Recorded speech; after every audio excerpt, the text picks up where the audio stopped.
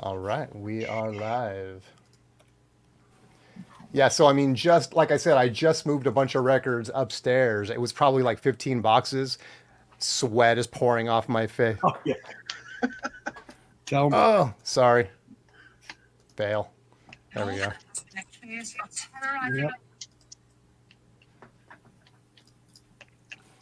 So we are live. We are live. We are live. What is up, everybody? I was going to let a few people kind of Sure. trickle in before I hit the intro. But hey, what's up, AZ? What's up, Easy Now? Hey, Mavs in how's it 7. going? Straight out the shoot. Calling it. Mavs in 7.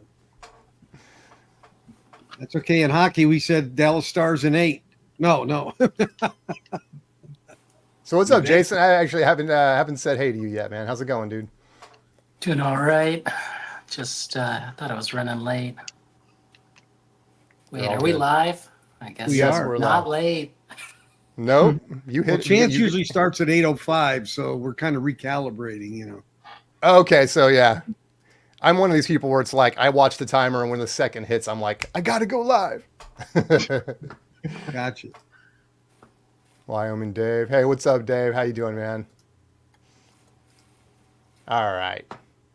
I'm still trying to figure out. It's like flying the Millennium Falcon for the first time, man. I'm over here like trying to, I got all these knobs to turn and trying to like make sure trying to make sure I don't blow this on Chance's channel.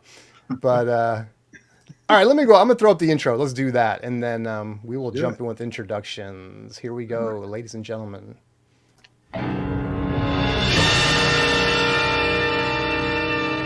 There is nothing wrong with your turntable. Do not attempt to adjust the audio. We are controlling transmission. For the next few hours, sit quietly, and we will control all that you hear. You are about to participate in a great adventure. You are about to experience the awe and mystery which reaches from the inner mind to Surface Noise, B-Side Edition. Yeah, how clever was that? I like it. So yes, everyone, do not attempt to adjust your set. We are in complete control tonight. Yes, Chance has given up the keys to the kingdom tonight, and the inmates are basically running the asylum today. So that should be fun. I'm Jason. If you don't recognize me, I'm from the Spins Vinyl channel. I am thrilled to be your host on this very special B-side, inaugural B-side edition of Surface Noise. And the good news is, we still have a very familiar cast of characters this evening. And of course, I'm talking about the vinyl community royalty that you see on your screen right now, whether they want to admit it or not. So the reason I'm here tonight is on Surface Noise, on the Surface Noise off week, is because Chance wanted to make Surface Noise a weekly show. And so he came up with this idea for an A-side, B-side. And I said, oh, sounds fun. So that's why you have me for the foreseeable future hosting every other week on Chance's off weeks. And of course, Chance will still be doing his thing on his regular weeks as well. So I hope to do the show justice. And of course, it helps to have great guests. So without further delay, please allow me to introduce you to this beautiful motley crew that you see before you. Arnaldo, how's it going, man? Hey guys, how's it going? Hey Jason, Doing good. Great to see and you. David, Yep. and Jason. number Ronaldo. two. Brandon, welcome back, my friend. Good to see you. Thank you very much. Always great to be here with the familiar cast. Always great. And David Bianco, welcome. Good to see you Hi. again. Thanks for having me. Absolutely. And Deep Thought, Jason Rojas in the house. What's up, baby? Thanks for having me on for another week. You know, I'll be tame this week. I promise. This is the week to not be tame. Oh, man. So we got a fun little lineup for you today, tonight. And a few things we want to talk about. One is, and I'll kind of kick it off here at the beginning, but the whole idea of, is that OG? And the difference between an OG and a reissue. When is it appropriate to buy one or the other? It was kind of funny that Chance actually came out and was hanging out in Portland last week. We went to about 5 record stores, and without fail, someone would hold up a record. The first question would be, is that OG? I'd hold up a record. Is that OG? His son would hold up a record. Is that OG? It was like all three of us. That was the first question. So it just got me thinking, like, that's pretty funny. Why is that a thing? And then we're going to talk Black Sabbath, Rhino reissue. Probably going to lean on Mr. Rojas a little bit on that one. I know he's got one. He's done a little shootout for that one. And then we're going to do a game which I hope is fun. It's called Smash or Pass. And so we're going to do that. And when we get to it, I'll explain what that is. And yeah, and then we'll jump into the freestyle. So is that OG? Let me see. Boom. So yeah, like I said, it was kind of funny because without fail, even his son was doing it. Like Chance would hold up a record and his son would be like, is that OG? So it just got me thinking, because it's kind of funny because we talk a lot about reissues and stuff like that. And it's like, what makes you decide that you're going to grab an OG? Is it more of a record store thing? Are you just not interested in reissues at the record store? You're shaking your head, David. What do you think? Well, OG is probably the most abused term in the VC, in my opinion. Okay. Because here's the bottom line. Some people think it's an OG because of the cover, but the record that might be inside of it is not, in fact, an OG. You may actually have a label that you think is like a palm tree Warner Brothers instead of a green, and it depends on when the pressing plant changed labels. So there's a lot of variability, and it always comes down to the dead wax. It always comes down to the dead wax. So don't be fooled by cheap imitation covers.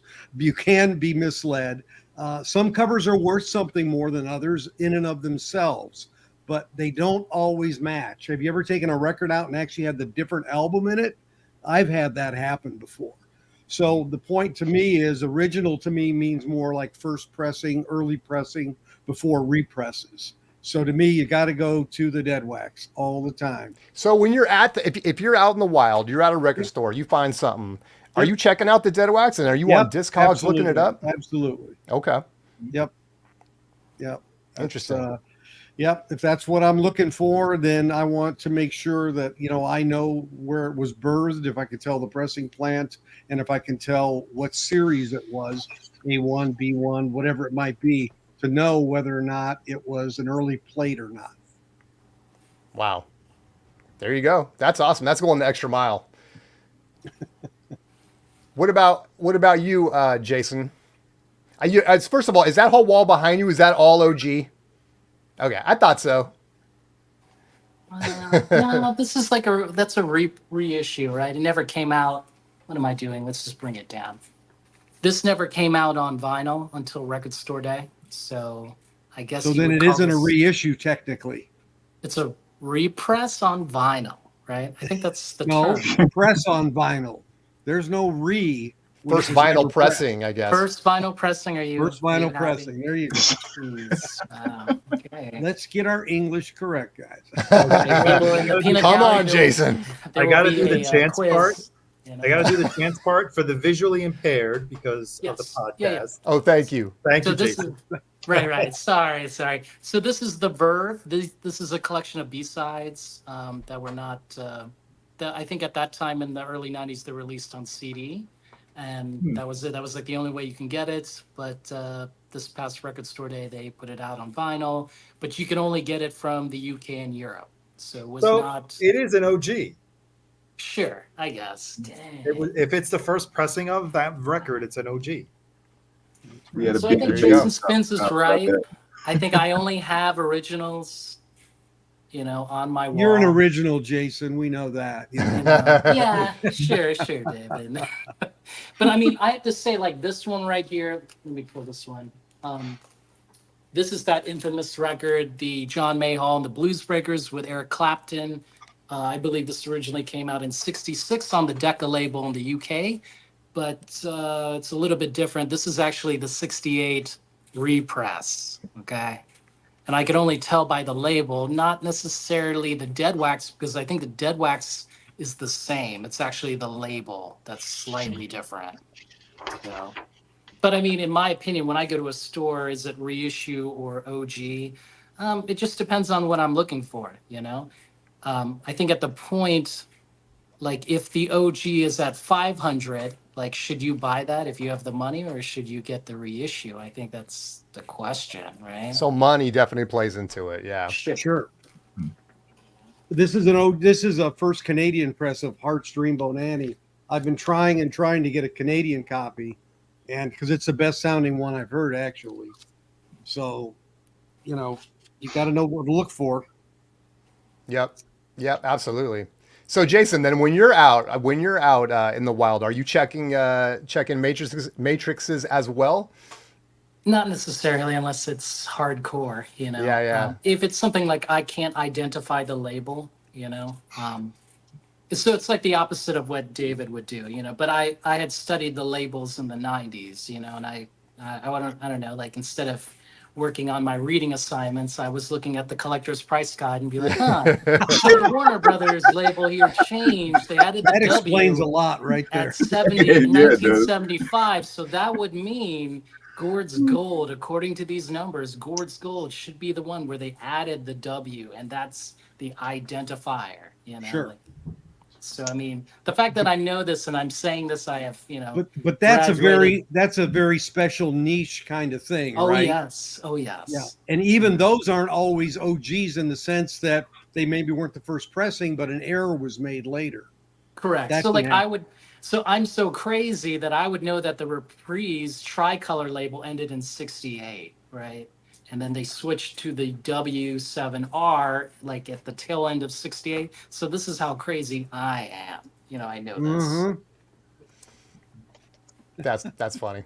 I mean, when I'm at home in the comfort of my house and I'm on Discogs and I'm out there doing all my due diligence. When I'm in the wild, I'm way less critical. Like if I see something and it's obviously an early pressing and it's something I'm interested in and it's clean, I'm kind of like, yes, I'm going to grab it. But I have been burned because I got a US pressing of something that I got home and looked it up because it did not sound good. And I found out the hard way that even though it was OG, it was not the one to get. so I it was mean, like, do you actually look it up at the store, or you're going by, what they've written on the record, if there was any information on it, or? I usually don't look it up in the store. Okay. I might on occasion, but if it's something, at least if I know it's something that is early, then I might grab it. I mean, certain labels, you can at least get the era right on like Zeppelin and Hendrix and stuff like that. And that's kind of what I'm looking at. It's like, okay, this is a first version.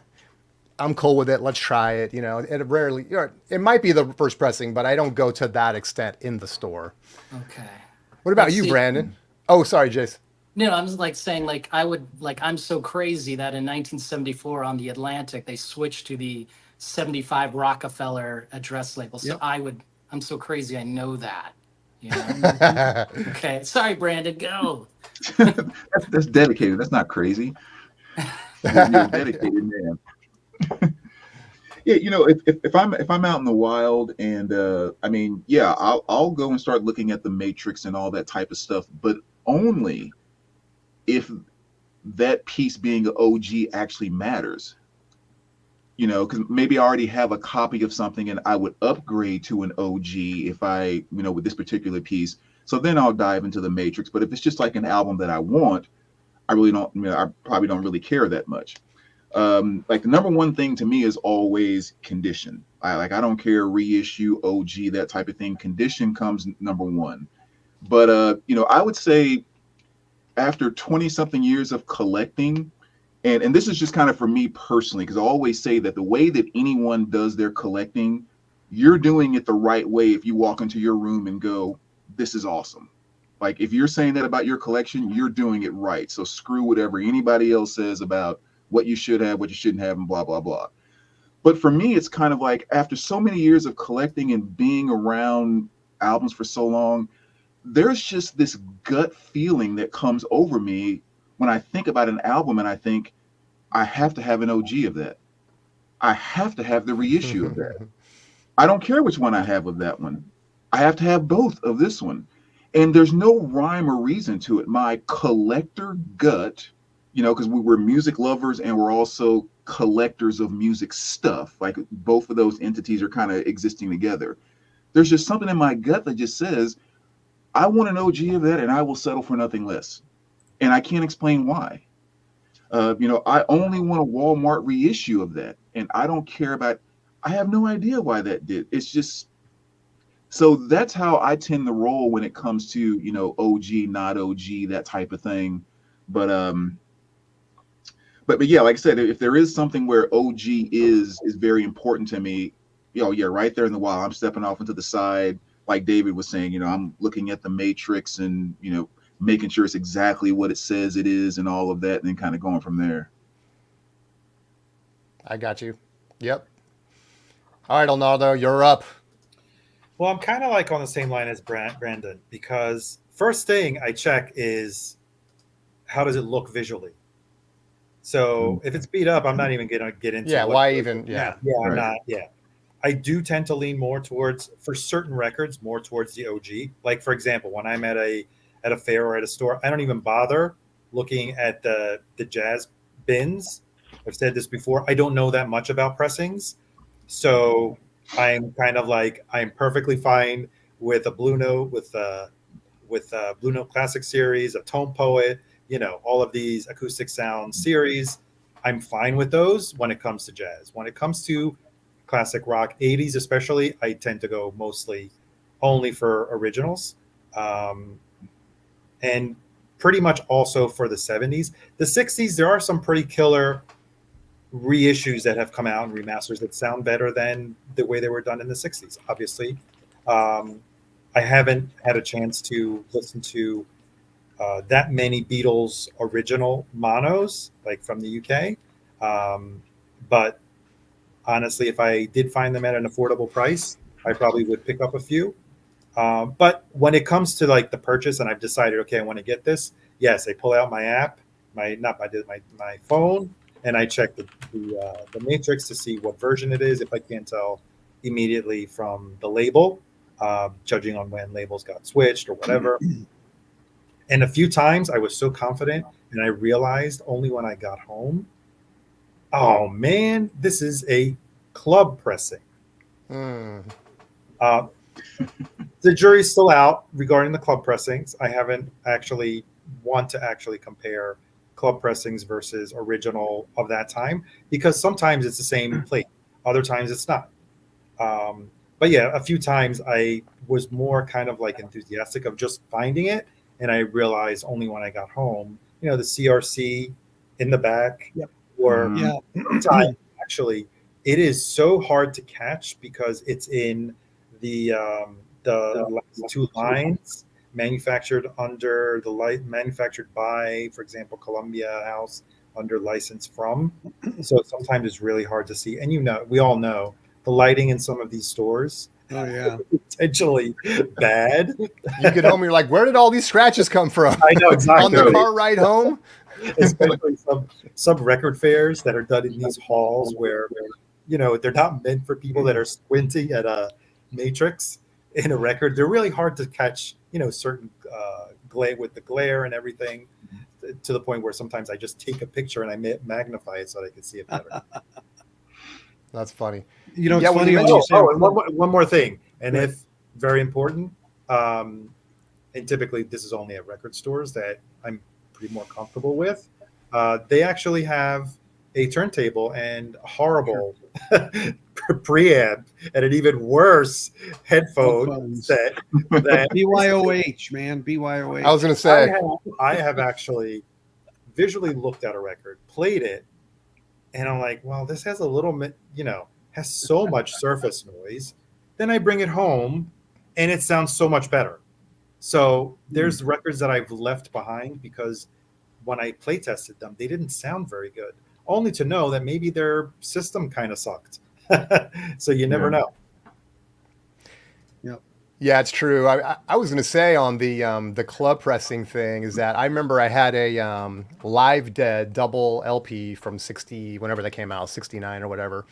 And I purposely wanted to get an OG press of it, so I bought one online. I got it, and it just had surface noise. It sounded great sonically, but it had surface noise and all this stuff.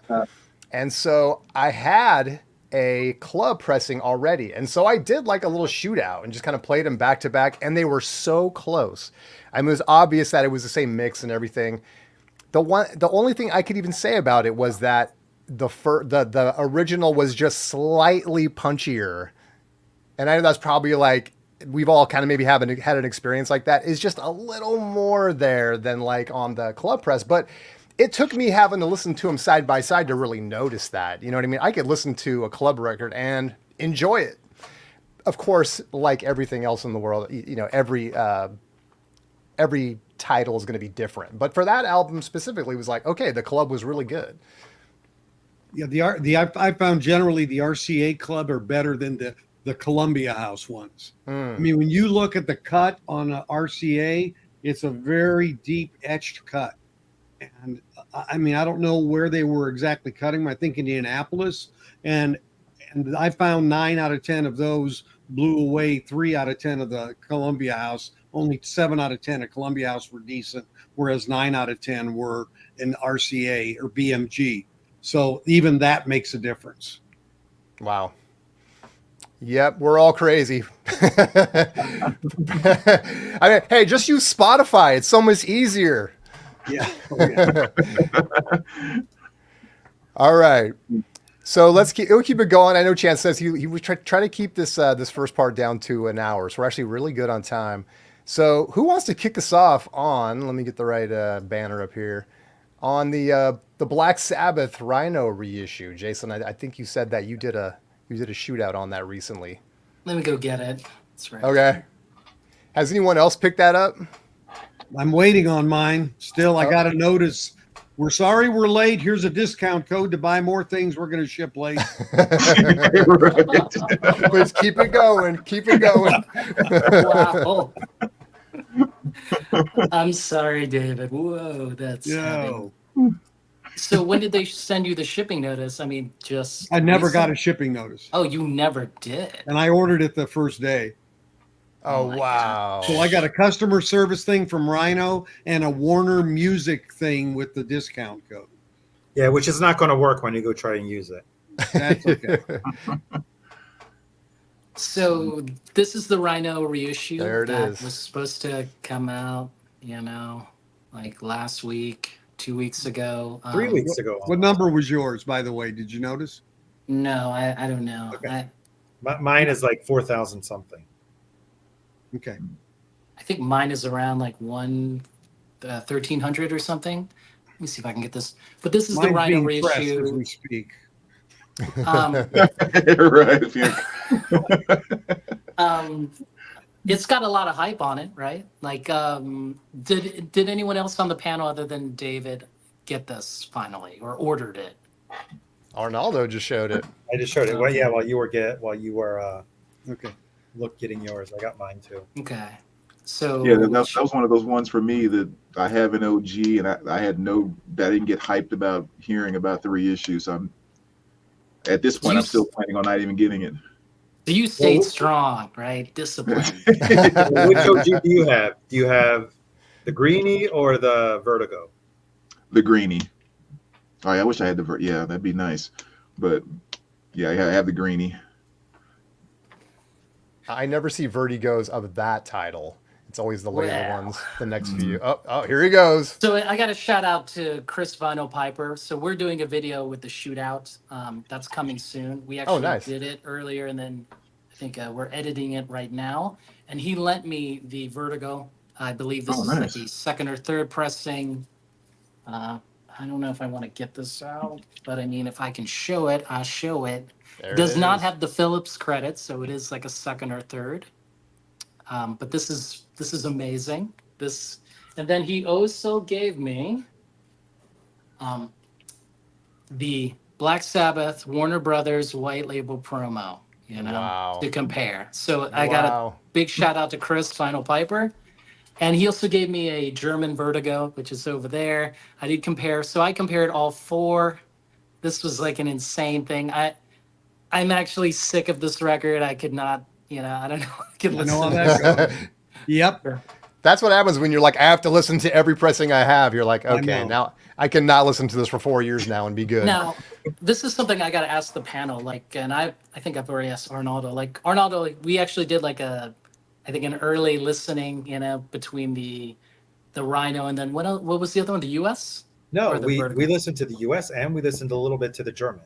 Oh, okay. No, wait, no, I'm sorry, not the German, the But UK, the UK. the UK and the So, US. so before I even go forward, like when I say Black Sabbath, we'll go around the panel. What do you think? Like when I say Black Sabbath, what what kind of music do you think it is? I mean, I think heavy rock or like I don't know, early metal, I guess. Okay, Brandon, what do you think? Yeah, it's a Black Sabbath is the point where bluesy type hard rock turned to metal. Okay, David Bianco. I think quadraphonic version of Paranoid was my first introduction to Black Sabbath. So Really? And did you have like a Amazing. quad? Did you have a quad system back I then? still do. Yes, I still do. Yes. Oh, my! nice. Whoa. And then Yeah. Arnaldo, what do you think? Actually, let's give them a second try. Can you describe the music? I know where Jason's Right. going. Can you describe the music with an adjective? Oh, Well, it's sort of Paranoid. gothic almost too. Huh? I would say Paranoid, gothic isn't it? too, almost like early Okay. gothic as Gothic. Yeah. Okay. yeah, or I would say like dark, as in like horror It's dark. movie dark. Yeah, dark, sinister, Yeah. gloomy. Satan. Yeah. Butthole surfer. We'll bleep that out. So, do you want to keep going, Arnaldo, or should I go with it? No, you go. Well, come on, Arnaldo. You're so smart. no. What's yours? What's your Oh, adjective? Well, yeah, no, we discussed it already. He knows. Okay. Yeah, Jason and I kind of I discussed it. gotcha. So we're leaning towards, if you have to describe it in a certain way, it's going to be maybe sinister, kind of Sinister. dark and Dudley Do Right. Yeah, Right, I mean, this is like a menacing record. I mean, if you look at the Menacing, cover, there's exactly, this yeah. There you like go. lady here, witch. Yeah. This isn't a friendly record. I mean, if you open this up, I can't see. Chris has these great like sleeves, and I have to like Yeah. do all these things. But it has like an upside down cross in this record. I Yeah. can't even imagine if you were a kid and you bought this record and you were trying to hide it from your parents. Like, you did not want them to open this thing up. Yeah. Because I mean that thing is serious. And like this was not hippie music. Like flower power. Like clearly not. Yep. Church Okay. lady says no Black Sabbath. That's right. Okay. So now we get to this reissue, right? So this is definitely like a hi-fi audio file, right? You have all the benchmarks here cut. The 180 gram Blah, You blah, know, blah, blah, blah. cut from the original analog master tapes by Kevin Gray, pressed at optimal. Comes with insert limited edition 5,000. There we go. Okay. Now,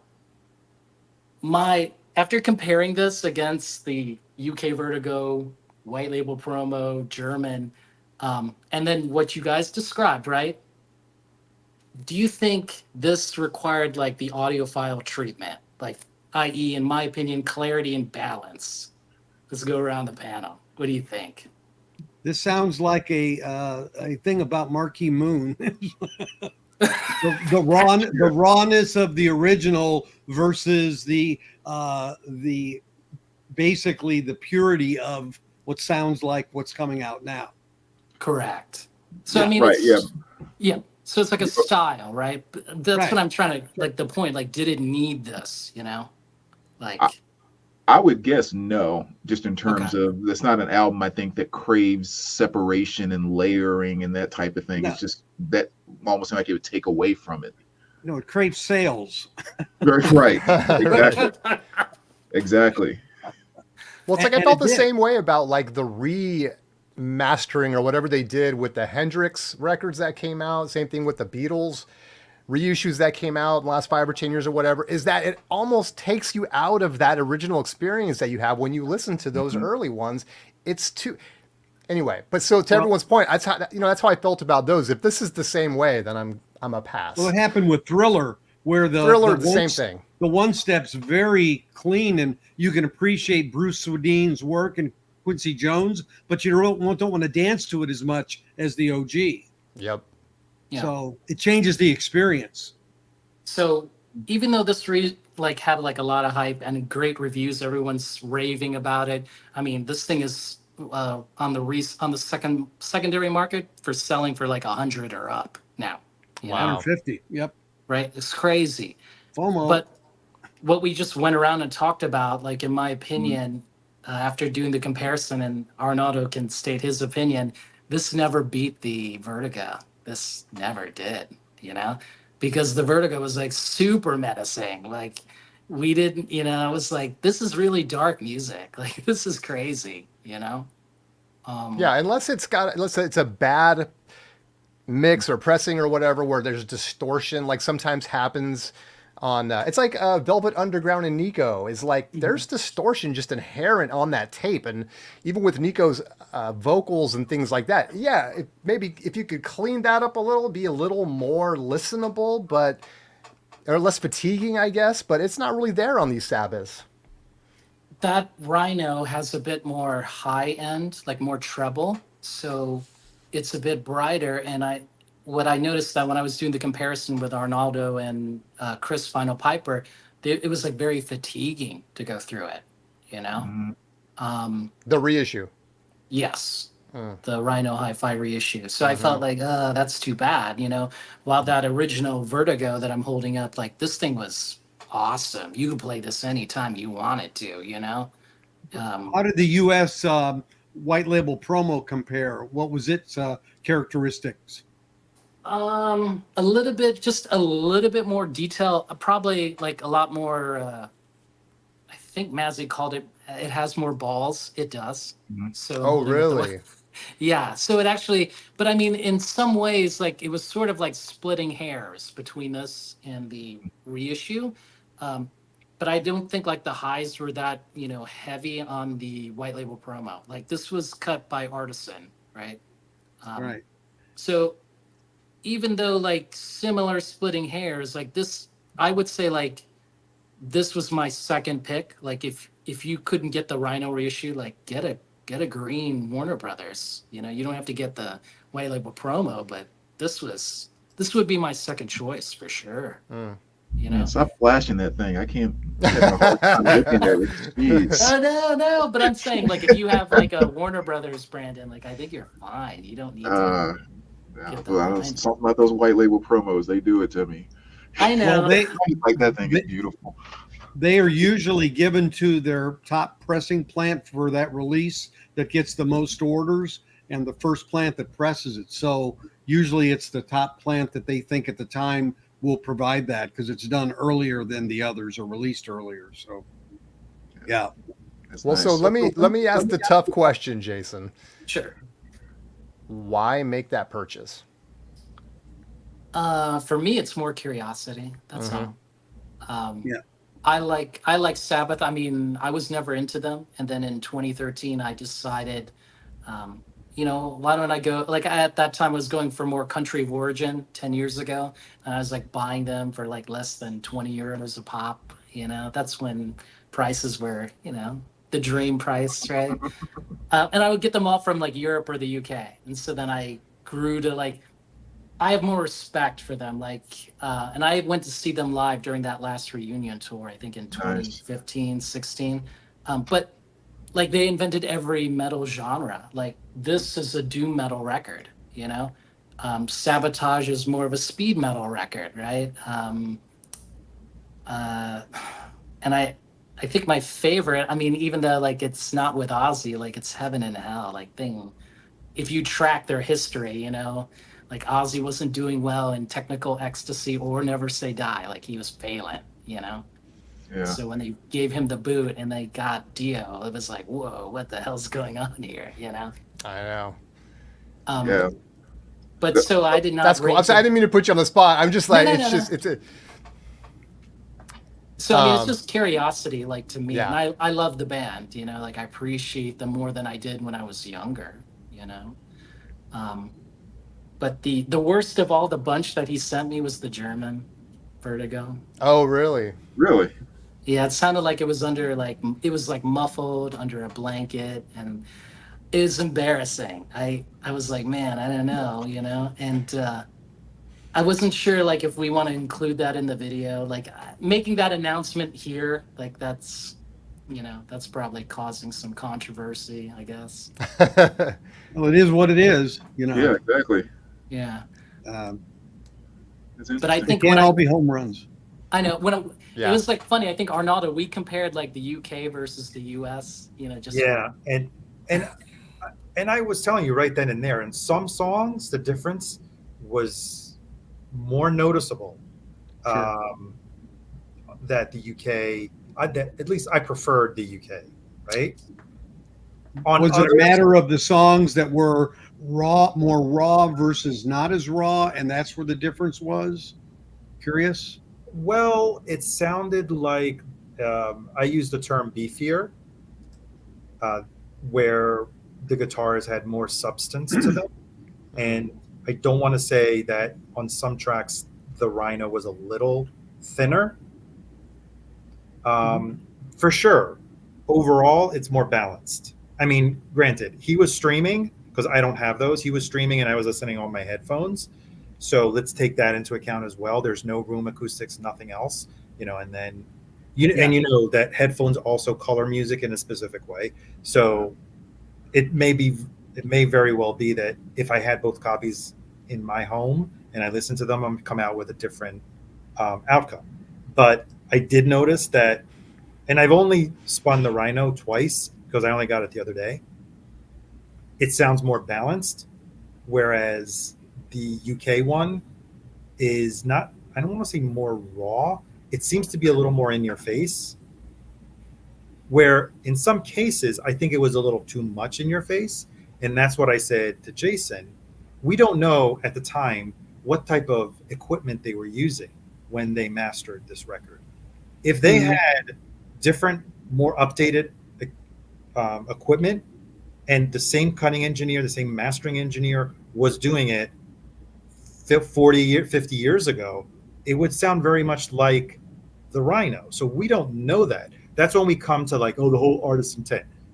It's very relative, the artist's intent, because a lot of times the artist did not approve the final master. It was always, remember, they recorded this in like a day, and they didn't even have a record deal at the time. So the record label probably took the tapes and did everything and then just put it out. Back then, sure. I don't think there was artist approval. I don't. They were nobody at the time. Exactly, especially for your first record. No one's saying is like, oh, that's how they really wanted it. That's how the engineer really wanted it. No, that's how the label probably wanted it. Right. So we don't know in the end. That's why I like to leave the benefit of the doubt, where maybe it could sound different if it was that same engineer was cutting it on some other equipment. But because we listened to these records for 50 plus years in that same way, anytime we listen to it in a modern way, we'll notice a difference and we'll kind of like smirk and say, well, that's not how it's supposed to be. That's not how I listened to it for the past 50 years, right? Yeah, absolutely. Yeah. So it always comes down to this. It's what you like. Yeah. So, and we did like the A/B for like 3 songs, I think it was.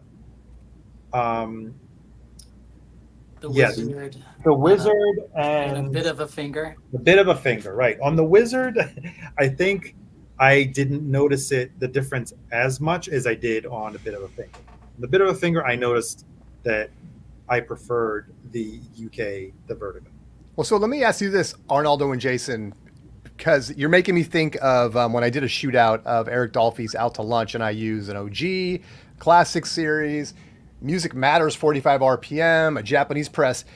And like we talked about when we first came on, was just how that tape is just so good that it's almost hard to get it wrong as long as you don't mess with it. But my question is, on the earlier pressings, there's a little more articulation in the high end. Like you'll pick up on some things that were like high end that kind of recede in later reissues, but then the later reissues had a little more bass. So I found myself saying, man, if I could just Frankenstein these, you know what I mean, masters together, you'd have the perfect Out to Lunch. I mean, was there some of that going on? Like, was there pros and cons, or was it across the board, the OG's just better? No, yeah. According to a couple of songs, it was never one everything, in my opinion, especially when comparing to the US one, because we did also the comparison to the US one. I didn't see, the US did not best when it did best the Rhino as much as the UK copy bested the Rhino when it bested it. Hmm.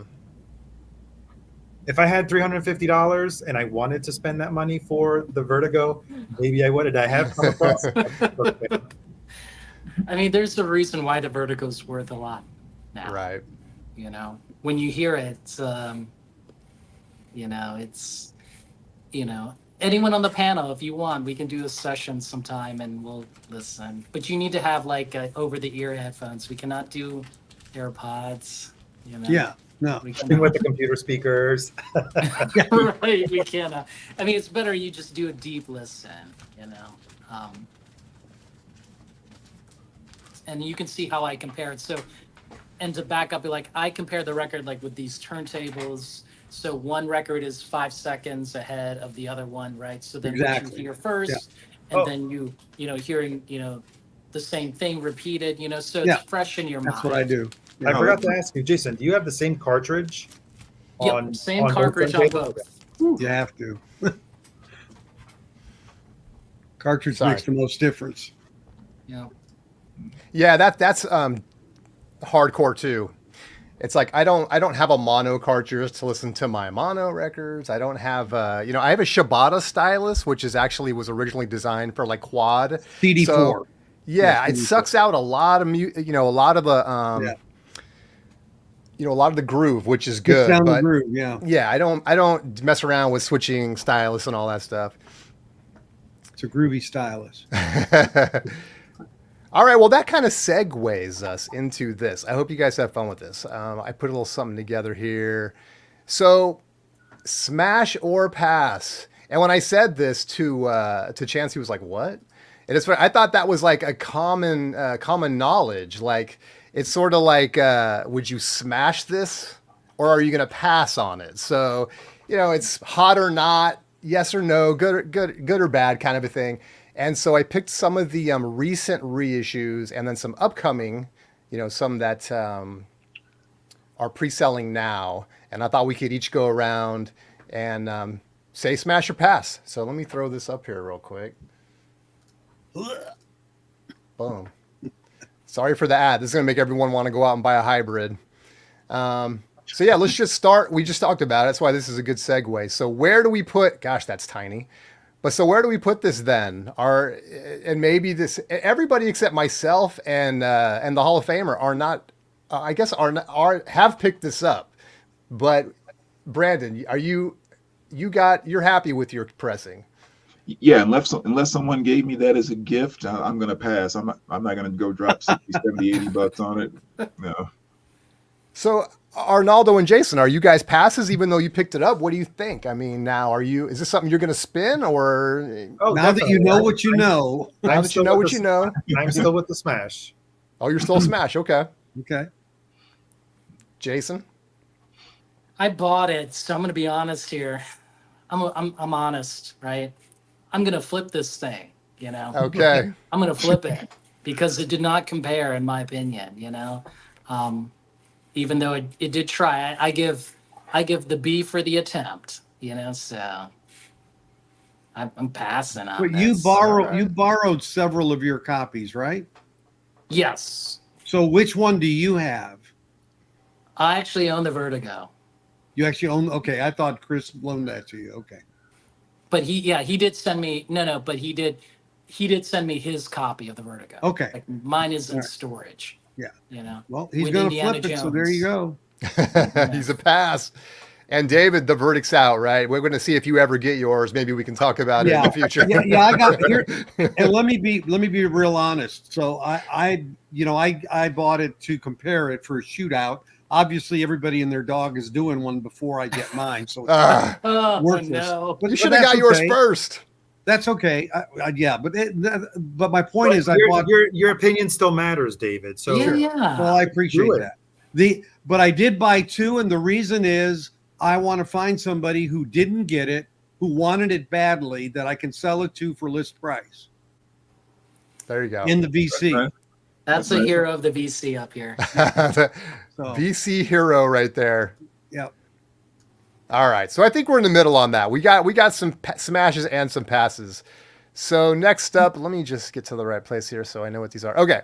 So Monastic Trio just came out. Verve by Request series.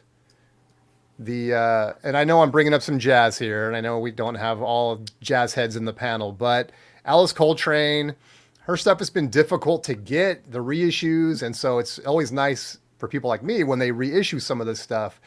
Are you guys smash or pass on this? Are you guys planning on picking this one up, or have you picked it up? No. Is it a third man pressing? I don't know. It's So actually, June. request. This comes out tomorrow. Actually, yeah, it's Verve by Request. Has to be. I'm going to leave it in the maybe. I'll read the reviews on how it sounds. Okay. Yeah, Very wise. With that's the exactly what I was caveat going to put. It was in a third maybe. man pressing. Anyone else? David, Jason? It's in a maybe for me too. Maybe for you. Okay. It's a pass. I own the original. Okay. Okay. See. Rub it in our face, Jason. I know. I don't know. Like, it's those vinyl by request. Like, I know most people don't have the original. They can't compare it. They don't have my setup, you know. But I understand. Like, that's the original. He's not as well. flexing, by the way. No, I'm not. I'm not going to show it. I actually tried to find it downstairs. I was like, I guess I don't have it. I guess it's in storage. Like, whoa. But I like those. I don't know if it's pressed at third man, then you're getting a 50-50, right? If it's going to be Yeah, I don't have that information right in front of me. I have the first one that they did, Pata Al Daoud. Oh yeah. Yeah, Okay. and I had to get a replacement because it didn't sound very good. Oh really? And I think actually it had lip warp on it too. So that's why I'm approaching with caution. Yeah. okay. Yeah, I But got I mean, lucky the on that one. original, like the original, selling for over what 150. Oh, So I've never it's- seen that cover anywhere. really. Like I've never Okay. seen that. Okay. So I mean, like, this is. I mean, to go back to our first topic, like this is a good reason to get the reissue, right? Like, it's going to be affordable, you know. Right.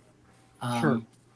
But then you get to that other thing, if it's going to sound good or not, you know. So then now you're entering what I call like VC reissue fallacy, right? Like you had it, this is all you can hear. So you know, if it sounds good, then it sounds good to you, you know. Right.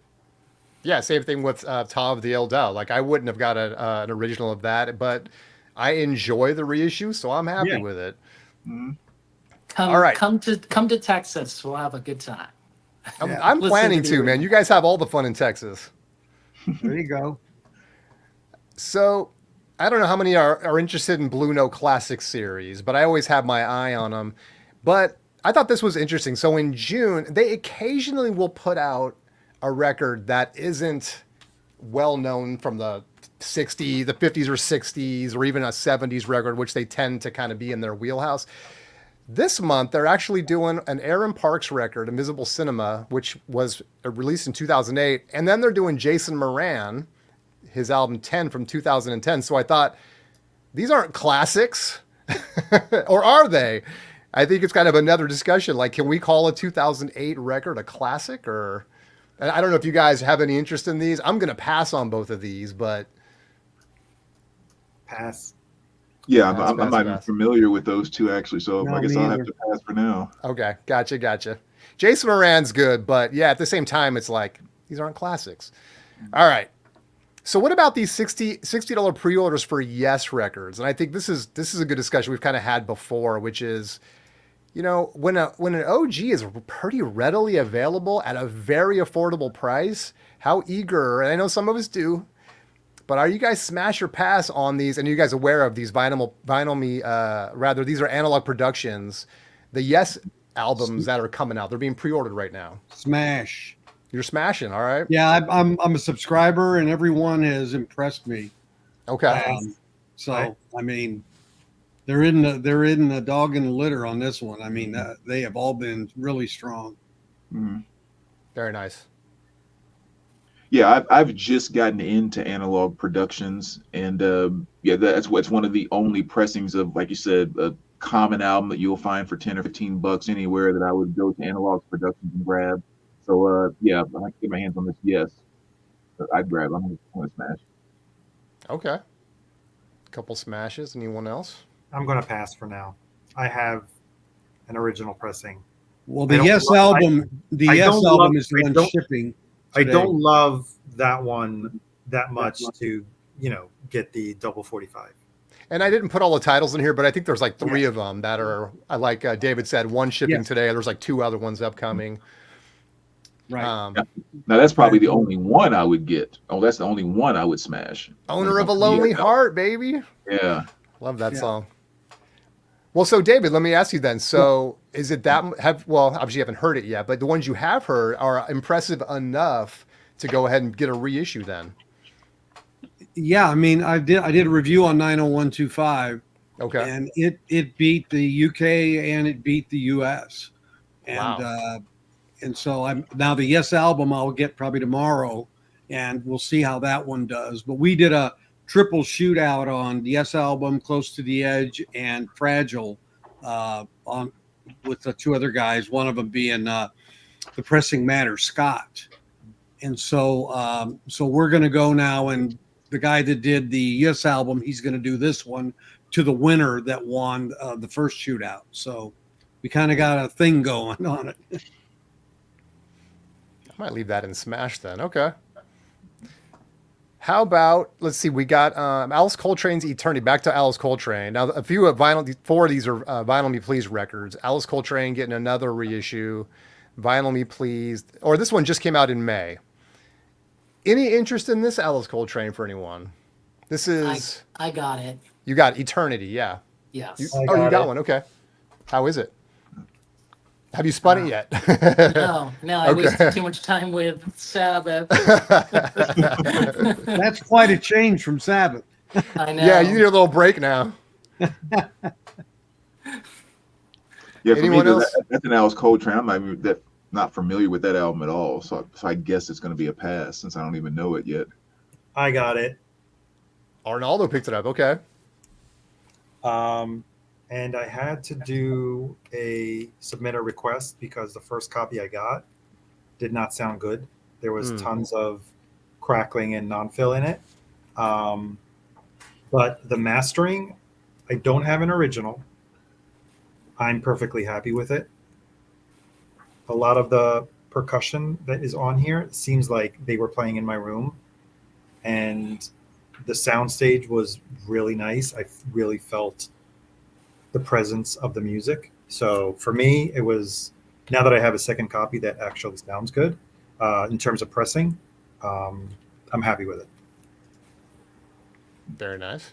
Nice. Yeah, when I was out with Chance, we actually saw a copy of this. I don't know if it was an OG or what, but I didn't recognize that cover either. And I've seen a fair amount of Alice Coltrane, but this one was new to me too. So, All right. How about one of the big ones? Here's Little Richard right here. Again, Vinyl Me Please. Came out in May. Did anyone pick this up? I got it. Arnaldo's all over it. Well, because I'm subscribed to Vinyl Me Please. I was going to say, yeah, some of you guys are Yeah. subscribed. So, no, and the reason why I got it is because every time I see one that's used, it's always beat up. It's There you like go. it's played to death, and I've never found a copy that actually looks playable. So I think for me, that's as good as it gets until maybe I find an original. And that one too, I don't know how much better it's going to sound in an original because it's a 1957 or 56 recording. So it's not an audiophile recording. Right. Right. Well, like and the someone way said they- earlier, it's like trying to make a Charlie Parker or audiophile pressings of Charlie Parker or something. Yeah. Someone in the comment section mentioned that. All right. So, okay. I'm going to put, honestly, I think that is a smash. If it's a good, nice, clean copy. And some of this, the other problem though, I'll say, Arnaldo, is that like on some of these older records, when you get them, a new reissue, same thing that we talked about earlier, it's almost can be cleaned up too much. And it'll take you out of the experience. You didn't really get that from this one? No, it sounds like a record from 1956 Okay. in terms of sound. They did. I don't know how it was recorded. It was probably, I think it's actually mine. right? Is it a mono? I believe it's the mono version, right? Probably. Yeah, and I think they were bouncing tracks on from one another because they were probably recording on, I don't know, David, maybe you can help, on a 2-track. Yeah.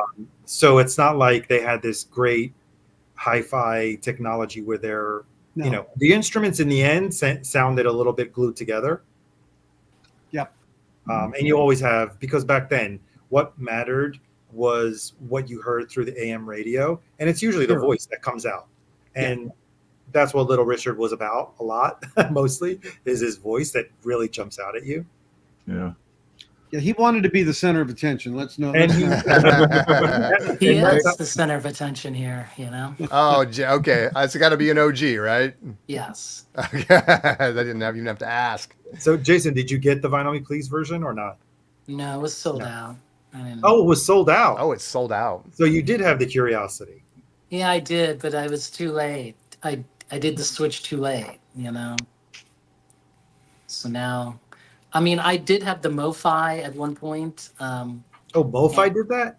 Yeah, it was like in the early 2000s, I think. And the MoFi never beat the original, you know? It didn't, because it was like really cut at a lower noise floor level. So you really had to crank it, and then it sounded really muffled. And then I was like, that's sad, you know, because this record should jump out at you. Here's Little Richard. I mean, if you see the cover, the guy he's happy. He's shouting to you, you know? Like, you can't have this album sound like it's underwater, you know? Yep. All right. How about anyone in? So here's a couple of June releases. How about Isaac Hayes, Black Moses? Anyone going for this one? I opted for that, yes. Same here. All right. Yeah. Smashing. And how about? And I also smashed the T-Rex. And the T-Rex is smashed as well.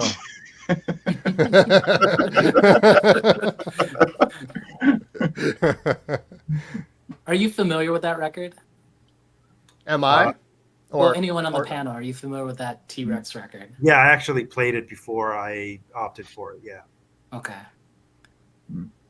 So, I mean, that's the first record where they rock out, you know? It's still like a little bit acoustic folk, but now they're getting into that electric. I can't remember the song. Is it the White Swan is on the record? Yeah. And that is like the beginning of him picking, Mark Bolan of T-Rex picking up the electric guitar and rocking out, you know? Yeah. And then last but not least, and I don't know, I thought this was the big one. So this was, and maybe controversial, I don't know. So they're doing the Bruce Springsteen. This one's the Wild Innocent and the E Street Shuffle, 180 gram, 33 RPM, super vinyl, etc., etc. $100 or more, and then it's from a DSD, right? And I don't know how many of these are from DSD, but I'm thinking this will kind of segue into another question. I actually forgot to put it on here, but anyone planning to get this? Pass. Nope. Yeah, definitely a pass. Okay. Matter of fact, almost any early Bruce reissues are a pass for me. Do you like Bruce Springsteen? I love Bruce Springsteen. I mean, he's amazing, but it's just, I don't get the magic of those first three or so albums. I really don't. Oh, that's a great album. Are you gonna grab it, Ronaldo? And I have the box set, you know, the Plangent Process one. Yeah. But that actually, that album is better recorded and better sounding than Born to Run. Well, in my opinion, most records are better sounding than Born to Run. To be honest, you know, great album and content, but man, the recording just was weaker now. All right. Oh, go ahead, Brandon. Oh no, I was just gonna kind of putting a comment on there. It's just something about that early Bruce. It's a little too chaotic for me. It just seems like the pieces just don't quite fit in the way the songs are delivered for whatever reason. That's the way I experience it. He's trying to find himself, I do. Yeah. So what is your favorite Springsteen then? I'm curious. Like, if you didn't like the first three, What do you go My for? Are you talking about mid Springsteen or later? Well, my absolute favorite album by Springsteen is Western Stars.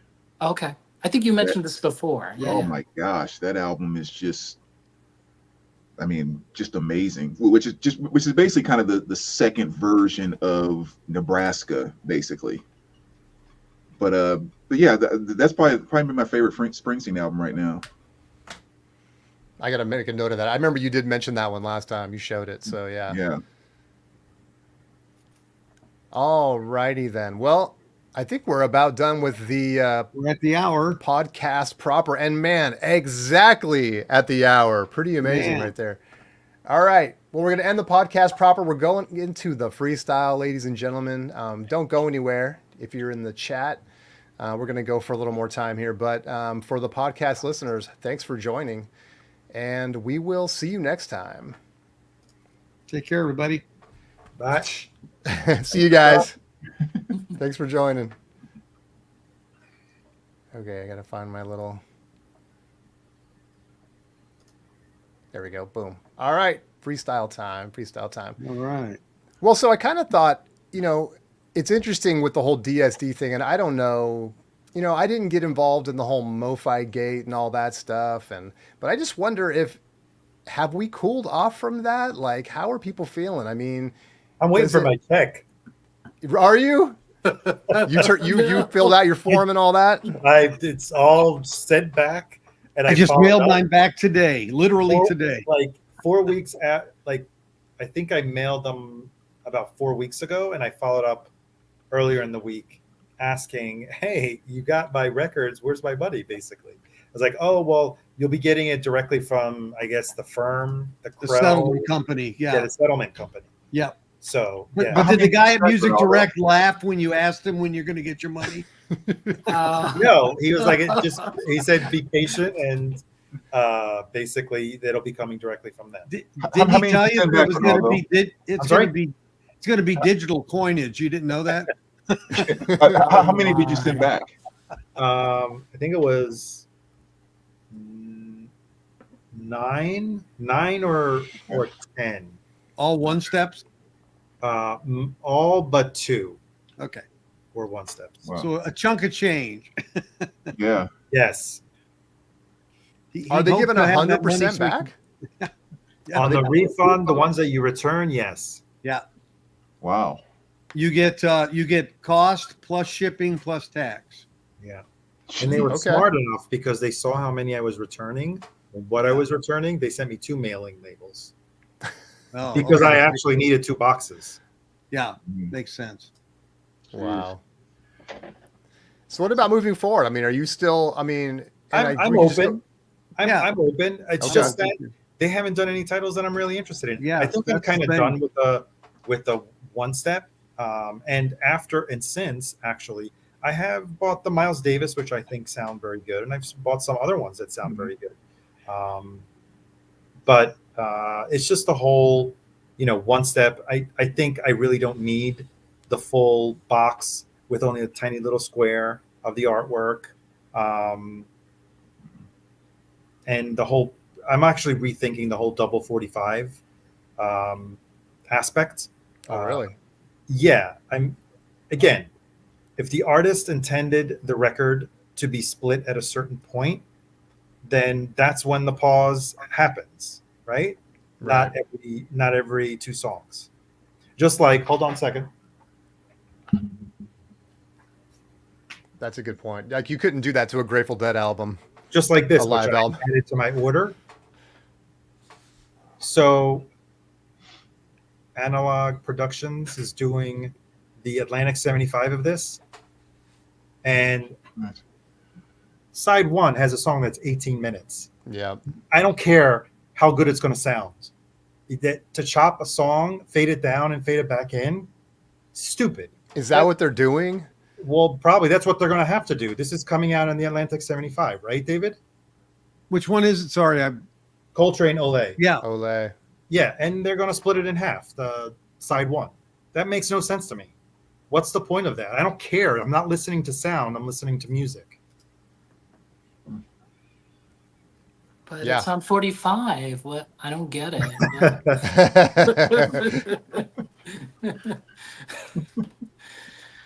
It's like that ad where it was like Android versus iPhone, and it was like, And actually, haven't they done that already on the? Is it the Genesis album that they had to Yes. split a song? I didn't get that one. Yeah. Was it a Trick of the Tail, or was right? No, was it Lamb? No, it was. No, it wasn't the The Lamb. three, it was a Selling. 3 LP. Lamb Lies Down on Broadway's Oh, it was a coming. Lamb. Lamb Lies Down. Yeah, I think it was. Whoa, KRWD. Yeah, so they're splitting Olay right into 2 pieces essentially. So Yeah. yeah. So KRWD. Yeah, delay I got a notice from delay Ryan. notice. Yep. okay, so Not if the you get only one. if you get the delay notice, then I recommend you contact the customer service and make sure that they have the record for you. Yeah, I got an email from them too. So yeah. Okay. Yeah. Was one of so here we go. So was one of those records Abraxas, Arnaldo? That was the first one step. I mean, No, the I one don't- was that one you returned. No Oh way. no, I didn't have it. No way. I think I would be stupid if I returned that one. Okay. Just saw I one on figured- sale for. I He's just like, saw a yeah, what? sealed one on sale for 1,800 on a Oof. group in Facebook. Wow. Crazy. You know, Yeah. that's the one I wanted to hear the most when I went to visit Mike Esposito at the In-Groove store. And I go, he asked me when I went there, Yeah, you said Um, that. Yeah. you know, what do you want to listen to? And I go, can we listen to Abraxas One Step? And he gave me this look like, yo, I got 3 of them sealed back here, but I ain't going to open one of them for you. But he was like, next time you know, in Arizona, just message me and we'll listen to my copy, you know, and, you know, so you can hear it. And I was like, cool, you know, but I was like, man, not for Crazy. me. Just open it up, you know? Yep. It's Wicked talking about 45 RPM propaganda and all that stuff. It's such a tangled web that we're in, right? In the vinyl community and the hi-fi community, you know, sometimes things can sound, you know, it could be that a 45 RPM pressing is the best pressing in the same way that some other reissue or an OG might be the best pressing. And it's just so much of it comes down to mastering, and it comes down to your ears. It comes down, we talked about, like Arnaldo was saying, like, is this the way you're used to hearing it, or does it sound different and you're picking up on all the changes? Do you have a stereo that'll squeeze out whatever extra lineage is in those, you know, PSI, you know, on the That's what I was 45? getting ready to ask. Yeah, that's a really good point. I was gonna say, because, and again, I guess I don't communicate with a ton of different people here in the VC, so maybe these are conversations that take place all the time. But it's like all this talk about like what sounds better and this and that, and like my first question is always, okay, wait, what have you done within your system to be able to even pull out the difference in a lot of these details that everyone is talking about? You know, it's like, is there any effort, any investment? And again, I know we all want a heck of a lot more than we can afford. I mean, I think that's pretty, you know, much across the board for like 99.9% of us here in the VC. But, you know, are you taking those steps? Like, what can you do to take your system to the next level before you even start telling me about the pressing? Right. You know? Well, I also think, like, do you like the music? I mean, I hope you do, you know, and Mhm. you're taking a big step, you know, to have this on 45. And I'm not saying that, like, you know, for listening to 45 is wrong, you know. It's just a different experience too. And I agree with Brandon, like, if your setup is not able to, you know, hit that sound, you know, because, you know, it should sound bigger, you know. Yeah. Right. I'm assuming there, you know. I Well, had a that's friend over. I had a friend from the UK over, like he's in the VC, a guy named Paul, and we met up. And he was looking through my records, and he finds that Doors "L.A. Woman" AP on double 45, right? And then he's like, "Wait, do you have the original?" I go, "Yeah, I do have the original. I have a white label promo, right?" Of course He's you like, do. right, and he's like, "Can we compare this?" You know, so we compared it, you know, and it was very different, you know. Like the AP, of course, was double 45. It was more clarity, more separation, but it really smoothed out the high end, while the original, of course, had the high end, but not enough bass that the 45 had, you know? Right. So it was like a whole different listening experience. And then I was like, well, what would you pick? You know, like you're my guest. This was your choice to compare, you know, your choice to listen to these records. And he was like, I think I'm okay with the OG. I'm like, oh, okay, you know? And then Well, he and asked me David, what you're probably the authority on that, but it's like Yeah. you can get more bass in those records because of Yeah. you can have a wider groove and all of Well, that there's no stuff. doubt. and- There's no doubt of the physics side of it. right. But every time you do a cut, it's different. So I've been reading the comment about Steve Hoffman, and I don't know if he cut those at the same time or what. But there's a lot of variables, and speed is just one of them. Right. So I think, to take any of these and to, give it some hyperbole is kind of contextually dishonest, because there are so many variables that go into it. The age of the tape and the equipment that was used, was it all the same equipment? There's a lot of questions that have to be answered in the mastering chain as a whole. Yep. Good point. Record Keeper's asking, did anyone on the panel get the Abbey Road Quadrophenia opinions? So the half speed that came out. I Yeah, did. I didn't get that one. No, I didn't. not. I got Because- Tommy, but I didn't get Quadrophenia. Yeah. And I preferred the OG Tommy over the half speed. Really? Why? Curious. Sounded better. Okay. Moving on. Oh, man. No, I mean I just felt the Decca had more weighted, a thicker sound, and Okay. had more presence to it. Well, Then I David, have- wait till you get the track records one. Oh, you mean the UK The version? UK. Yeah. Yeah, I've not heard that one, to be honest. So, Yeah, I found it at the WFMU last year, oh, and did I have a Decca. okay, I prefer, like, the UK sounds amazing. I'm sure. The punch that it has, the US Decca doesn't. Yeah, well, yeah, country of origin, right? It's still that's Well, a fact. it's hit or miss. Some people say Exile on Main Street. You want to have the US one, the artisan US Exile on Main Street. Mhm.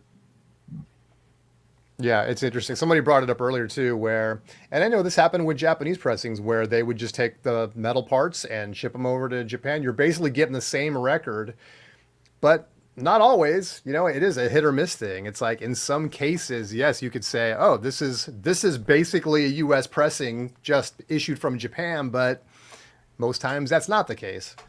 The plates of the Abbey Road, the -2-1, Mhm. was sent to Australia, and the Australia pressings are the -2-1s. They're the UK plates. Yeah. So, yeah, because I found a UK Australian version, and it was stamped exactly the same as my UK one. I have a Dutch one that's a -2-1. Yeah, there you go. See, So Jason's asked, I know we covered this in the beginning, but where's David's records? I just moved, so I He's haven't got put 3 them of them. back in yet. Exchange rate bets. No, David- David Bianca David said- collection. David right? sent all the records back to Bofi. Even his Abraxas. He's a man of principle. Abraxas right. went back too. That's right. That's right. Absolutely. I'll take $125 when I can get $1,800 any day. Yeah, right. Not too good at math, but okay. Strictly for principles. That's it. Absolutely. I'm just kind of going through the comments. Sure. Yeah. And that's the thing. You got to be ready to flip that thing over 3 times too, right? To get through it. And you still have inner groove distortion. Although I guess, there's usually a more run out groove on a 45 RPM too, which I guess mitigates some of that. But yeah, to your point, David, I mean, there's just so many physics involved. It only really deals with 1 or 2 of them. Yeah. Well, when you're traveling at the different rate, and you can stretch that out, the cut out linearly, that's less distortion for the stylus and the cantilever going through that channel. So there is a physics aspect as well as a time advantage aspect. Yeah. Well, and just wider groove, and there's Yeah. People don't talk much about tape degradation over the years. Yeah, I know Rick Rubin Yeah. and Neil Young think the analog degrades quickly, and I saw a thing about that too, where they talk about that almost immediately it starts degrading. It's all about the storage, period. The storage and the winding, how well it's wound. Those two Supposedly, things- the Blue Note catalog is pretty nice. Apparently, I mean, you see a lot of the videos where they go in, they're showing a lot of the tapes and stuff like that, and What would they tell you if they weren't? yeah, exactly. Don't show it on camera though, but these look great. They show you only the box. It's not Yeah, like they you're show right. you the Oh tape. man. Yep. Look at the RVG signature on here, though. It's got to be good.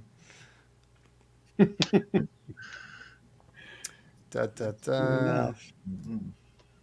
45 versions also are detrimental to the immersion into the music, along with, of course, the artistic intent with grouping the songs per side. Yeah, especially the sequencing, and I think like Jason said.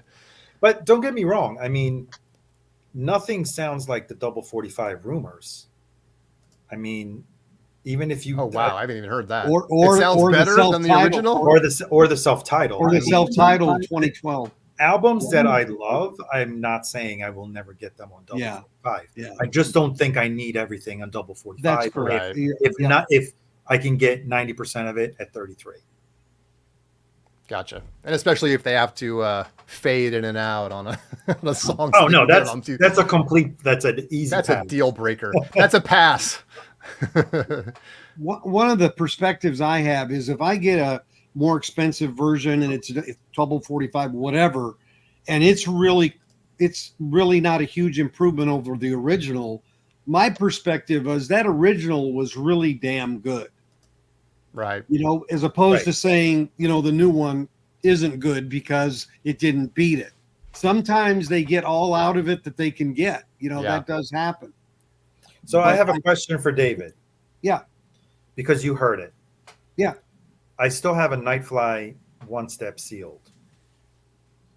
To open or not to open? I have an original. I have another repress that was done maybe in the early 2000s. I did a video on that and I picked it's a 16 or 18 Bellman press over the one step. Really? 33. Yeah. I borrowed it from I was going to buy one. And after hearing it, I honestly felt the Delta, I honestly felt the Bellman beat it. Frankly. It's worth good money though, Arnold. I know. That's why I never opened it. Yeah. I mean, I'll be more than willing to send you my Bellman that I have to listen to because it's spectacular. It may still be available. I don't know. I don't think so, but I don't know if is that the one from like the 16 or 18, I think. Okay. I'm not sure it may have been 16, not before. No, I don't think it was before that. Okay, because I don't remember the direct. So I'll double check. I'll let you know, but I bought mine. I think it must have been 2012. Yeah, no, this is definitely well after that. Let me see how I have it in Discogs. Everybody's going to Discogs. Well, no, because my memory fails me now. It's like I've already bought a couple records that I have, only to find out we've never done that. No. Well, while you guys are checking, so Brandon, those are acoustic panels you got back there, right? Yeah. It's just kind of a inexpensive, quick way just to dampen the room a little bit. And it actually made a huge difference too. It made a gigantic difference without, being technical about it and everything else. I was just like, there's a bunch of walls surrounding this part of the system, just kind of put some basic treatments up there, and it made a huge difference. I mean, they look good. And you got the little, what do they call those, the corner ones that you have up there too? I don't know the specific name. I forget what they're them, called, but yeah. But yeah. And I didn't make it that complicated. Like with the foam, I just basically went with some basic black thumbtacks just kind of put on the edges that hold them all up very well. So I didn't have to do, like a bunch of anything to mount them or anything. So it worked out pretty good. Yeah, David, I checked. Yeah, mine is the Chris Bellman. 21. Actually, it's 2010. Okay, I bought the one I had is 2021. It looked like. Well, put it in private they're chat. probably using the same. Yeah, I put it in the private chat. You can And see the original actually that I have is cut by Bob Ludwig. Okay. So I never really compared it because it's how many times do I have to listen to that record? Right? Yeah. But you will buy it again if they do it on 45. No. I'm sorry, I'm just tricking you. I did Europe, Scandinavia, Japan, Germany, the one step, and that one, this Chris Bellman. So that was a shootout. I'll have to look at your channel then. Yeah, I think it's probably under the live ones because I think I did it live with Brad. Yeah. Cool. Well, one that they should do is Kamakiriad. Yeah, really. The only way you could find it is in that box set that now goes for like what, $400? That came out like 4 years ago. Warner Brothers did a box set of all three of Donald Fagen's solo albums. Mm-hmm. Is it 3 or 4? It's 3, right? Yeah. Oh, there was a bonus disc. Yeah, and the only one that's never been repressed is Kamakiriad.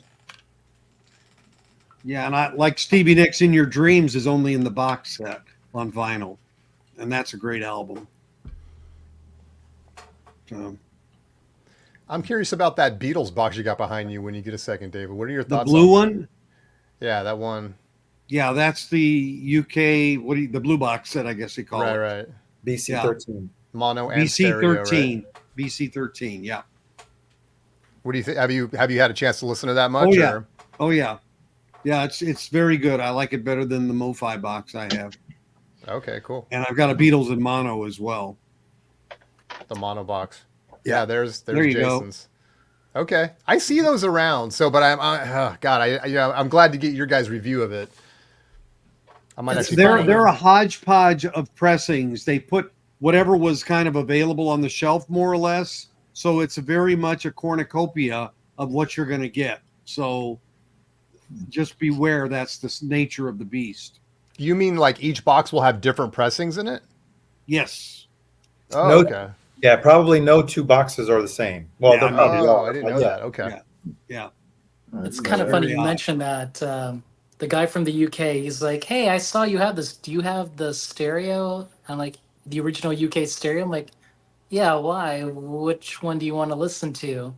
He's like, "Rubber Soul, my favorite." So I dug it out. We compared it.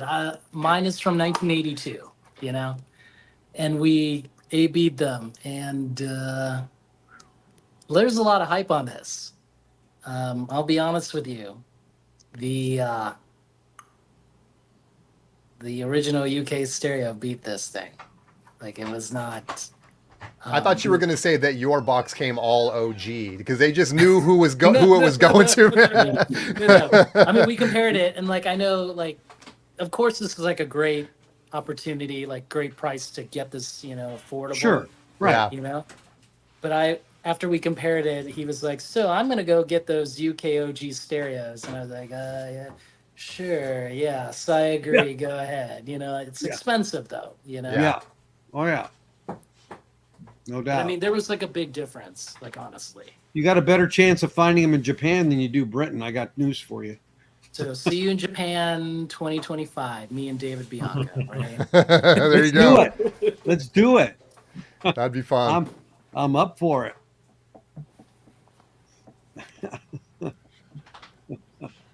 Sorry, just going through, checking the comments. Yeah, that's the thing too, is that I think a lot of people probably already have some Beatles. Like with me, I have, I don't know, 8 of them, something like that. So it's kind of like, is it that much better that I'm going to buy a whole box just to get the few I don't have? And is it actually going to be an upgrade? So yeah, and I have mostly Japanese pressings.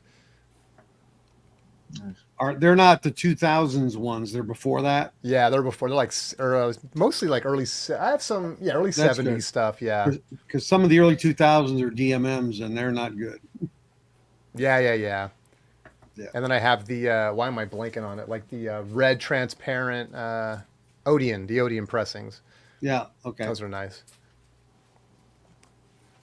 Yeah. Well, what else you guys got? You guys have anything that you want to talk about or show off or anything like that while we're all together? I got nothing to show off. Show off. Sabbath I know, vertigos, just throw it Jason's out. like, I've been showing off this whole time, man. Just look at the back Man. wall. That's his middle name, man. You got any more Black Sabbath hanging around, Jason? No, all of them are in storage, I didn't bring any of them, but I have to say it was an amazing experience, 10 years ago to get those records. And then I text my friend I got Masters of Reality. And then we listened to it. I'm like, man, Sweet Leaf. Wow. What a song. Dang, I mean, this is the one that I have. It's let's see, how can I? And it's Vertigo, Master nice. Reality. Oh, interesting. All in white. Yeah, it's cool. What version is that? I think it's Japanese press. Oh, I could be wrong. Yeah, it's a white. That's awesome. Anyway, sounds great. I would try to go for all those, but yeah, it's pricey.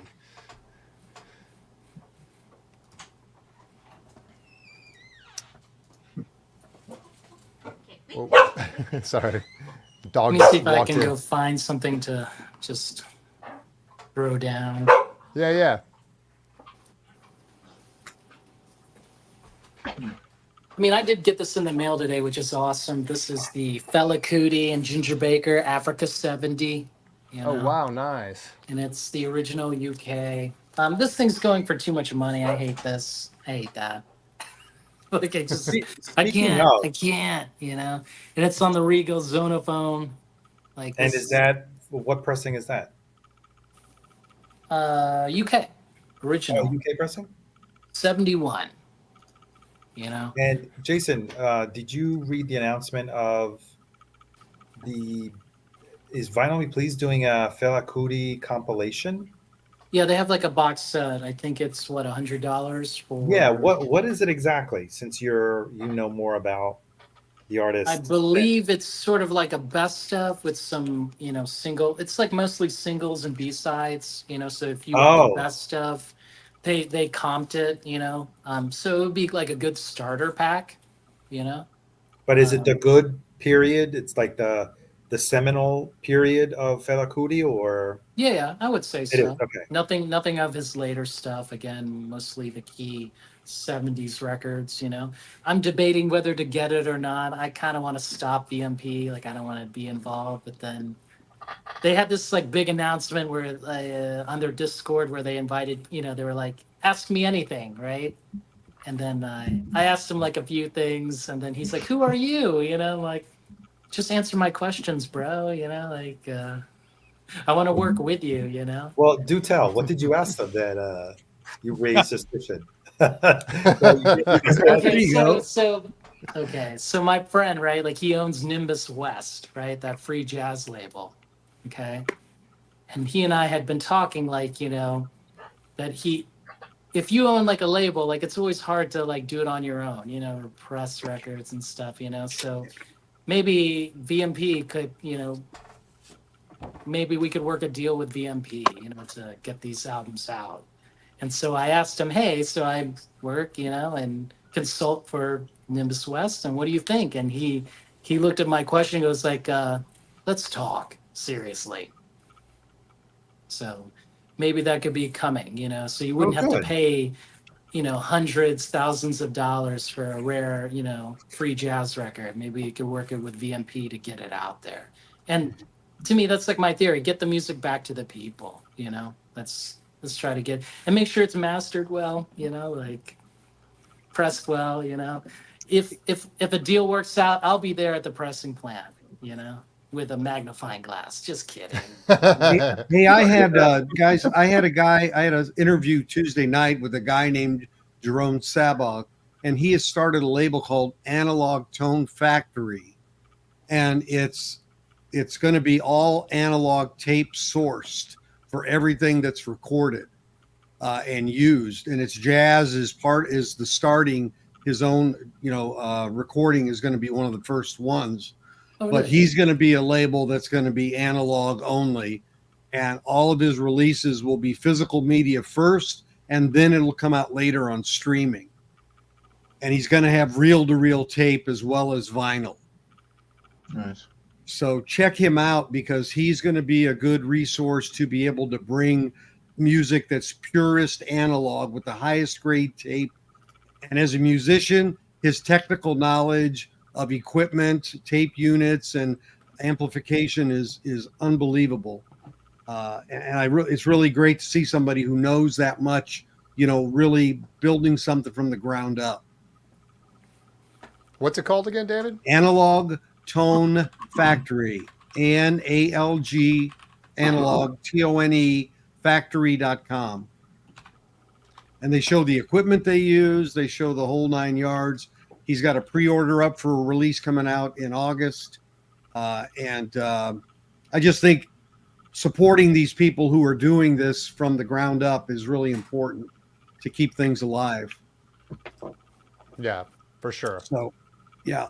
So I mention it for his behalf, really. I really want to support people like that. Can I talk about 2 records that I don't have? Okay. They're new records that actually I'm like on the fence, because I like stuff that I don't know. I like to stream it first and see if I really want to buy it. And one thing actually like totally surprised me. I had written her off when she was whipping her hair back and forth. I don't know if you guys know what I'm talking about. Willow Smith, but she goes by Willow. Will Smith, okay, yeah. daughter. I don't know. Listen to her new album. It is kind of like jazz. I don't know. She's got a beautiful voice, and it just blew me out of the water. I was not expecting it whatsoever. I think there'll be a lot of talk about it. I think it came out like maybe last month or 2 months ago. Any of you listen to it? No. I haven't heard it. Well, give it a spin. It's impressive. And I think this is like her 6th record. You guys remember when she came out? I think she was 10 with that song, I Whip My Hair Back and Forth. No. You don't remember? Dude, I have no idea. I blocked it. I think she was 10. I remember Not ringing a bell. Whip It Good. Is Whip It Good? Was that? No. Yeah, even Wyoming Dave knows her. I Whip My Hair Back and Forth. So, but she's come a long way since then. It's like I was really, really, really like, Sometimes you can't judge the record by the album cover, or you know what I mean, by what you thought an artist does, because that was 10 years or 15 years ago. And the other one that I streamed today, beautiful record. I hope I'm not butchering her name. Arouge Aftab. She is, I don't know, Middle Eastern somewhere. I don't know exactly where she's from. And it came out on Verve. Also, harp, jazz, beautiful voice, very, very quiet, like evening music. Here's what I remember. Here's what struck me. She sounded like a modern day Sade in terms of voice, in terms of delivery. I don't know what she's singing, because there are some songs that are in English and some that are not. And I was just moved by the way she was singing. I had no idea what she's singing about. And mind you, I was listening to it at work. So if a record was able to capture my attention while I'm working, It definitely. I'm probably going to listen to it. She's from Pakistan. Thank you, but lives in Can Brooklyn. anybody put up her spelling? Because the name doesn't. It's Arooj, Arooj, Aftab, Aftab, Okay. and I think it came out last Friday. It's a new album, or is it a reissue? New album, yeah, it came out Yeah. Friday. Yeah, Called Thank Night Rain. thank you, Music in the House. Yes, that Is one. that it? Very cool. Very good Can't album. believe I'm gonna listen to a Willow Smith album. No, Jason, you let me know what you think about Willow Smith. All right, I'm adding it. Yikes. Anyone else know about this new Discogs No. want list beta Want this or deal? beta thing? No, I haven't heard Oh. that. Yeah, I haven't. I don't know what that is. Speaking of Discogs, how long do they Yes. take to get back to you when you ask a technical question? At least a week. Yeah. I sold a record on Discogs that I was supposed to ship to South Korea. And I don't know if you guys are familiar with how Discogs estimates the shipping charges. They were totally wrong. It was basically costing me probably $10 more to ship the record than what the buyer had paid me. And I wasn't going to take a loss on it. So I asked the person, the buyer, if you want it, I'm sorry, Discog incorrectly estimated the shipping charges, and it's going to be an additional, I think it was like either $8 or $10. But I'll definitely, if you're no longer interested and you don't want to pay the extra, I will cancel the order. And he said, yeah, please cancel the order. And I went to refund it. And I kept getting an error. I did it several times today. I keep getting an error that I can't cancel the order and I can't refund it. And I sent a message to Discogs, and I'm waiting to hear back because I'm sure this person wants their money back, and I have no other way to give it back to them. Yeah, it seems like they have a long queue. I mean, anytime I ever, and it hasn't been a lot, but the few times I've messaged them, I don't usually hear back for like a week or so. Oh, really? Do they have like a priority? I don't know if they do. I don't remember if they had like a priority tab or something, drop down or whatever. Of course, everybody uses it, and it's FIFO at that point. Yeah. No, in the past, I have given either partial refunds because the record arrived damaged or something, and I had no problem. Following the pull down menu and clicking cancel order, refund order. But this time, I don't know what's wrong. Either something on their interface, their website's down, or maybe because it's a foreign transaction, like it's going to a different country. I don't know. That's what I was guessing. Yeah, probably. Let me ask you this, Arnaldo, since you are, and I'm not sure who else has sold on Discogs, but I was going to bring up the whole Facebook Marketplace thing, because I know there's a lot of people that want to sell there. They don't want to deal with fees and all of that stuff. From the standpoint of a seller or a buyer, how many of you have used Facebook Marketplace for records? And what was your experience? I've never used it for records. I bought a small collection through it, and it was fine. Yeah. Okay. You met the person. Did you? Yeah. Did you pick it up, or did they send it to you? Oh, I picked it up. Okay. Yeah, I mean, I think it's you got to be very careful, to be honest. I've actually, there are some Facebook groups. I think one is called Vinyl Records for Sale. And I have just posted pictures with like sticky notes on the prices. Yes. I did that like 3 or 4 years ago. And I think I sold a few that way. And I don't remember why I went that route. I think it was just easier and I wanted to try it out. But yeah, it's other than that, I haven't really utilized Facebook Marketplace to sell or buy anything. Yeah, I've sold in groups and done auctions on groups like that. Seems like groups would be safer. Yeah. Yeah. There used to be a lot more. I think it used to happen a lot during the pandemic, where some retailers that couldn't open to the public were doing live auctions on Facebook. Yeah. for sure. I don't see them as much now. You're right. You're exactly right. And then there's Mike at the in group. Okay, anyway. No, that's whatnot. Yeah. And Yeah. Dylan. Well, yeah, I sell through Whatnot. I haven't done any auctions yet, but I have some in my collection and through Whatnot. Now, in terms of fees and commissions, is it any better than Discogs? Well, to me, you need to look.